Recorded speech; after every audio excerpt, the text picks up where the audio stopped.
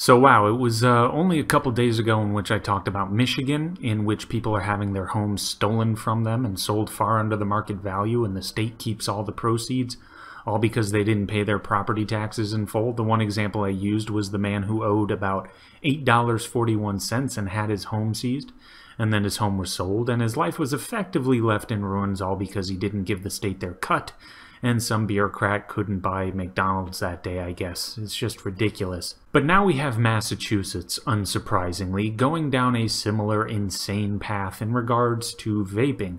Now, I've already talked about vaping in and of itself. This video is not necessarily about vaping.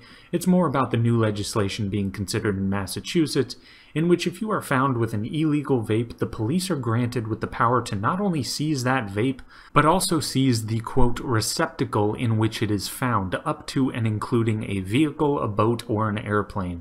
So if you are found with a vape product that the state has decreed you are not allowed to use because they insist on playing that creepy parental role in the lives of adults, but if they find that vape in your car, they get to steal your car, sell it, and keep all the money. That is all there is to it.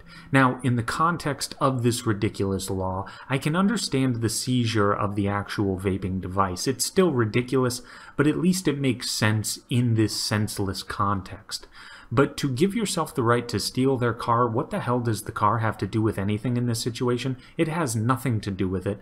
But that being said, I understand why they did this, because after they steal your car, they get to sell it, of course, and deposit all the proceeds in their general fund.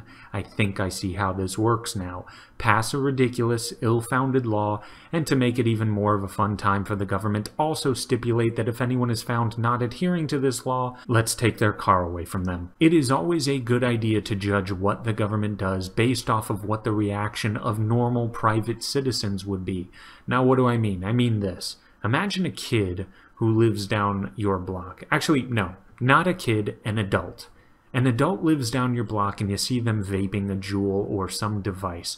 Would you or any well-adjusted person you know think the best course of action is to steal their car, sell it, then keep all the money for yourself? Would there not be one normal, rational human being on the planet that would look at that and say, what the hell are you doing? You've lost your mind? That would be the behavior of a madman, of an insane person. I even think that Charlie Baker, the governor of Massachusetts, who is all about a vape ban, I even think he wouldn't do that in his own personal private life.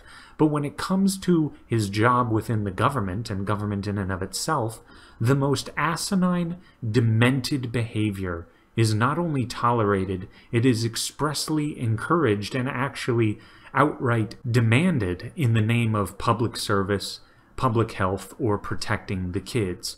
This has nothing to do with any of that. What does stealing a car and keeping the proceeds have to do with helping kids? Nothing. This is simply a thinly veiled, disgusting cash grab by the Massachusetts state government, and frankly, every single person involved in this should be utterly ashamed of themselves. But that has got to be it for now. Please like, share, subscribe, all that awesome stuff, and take it easy.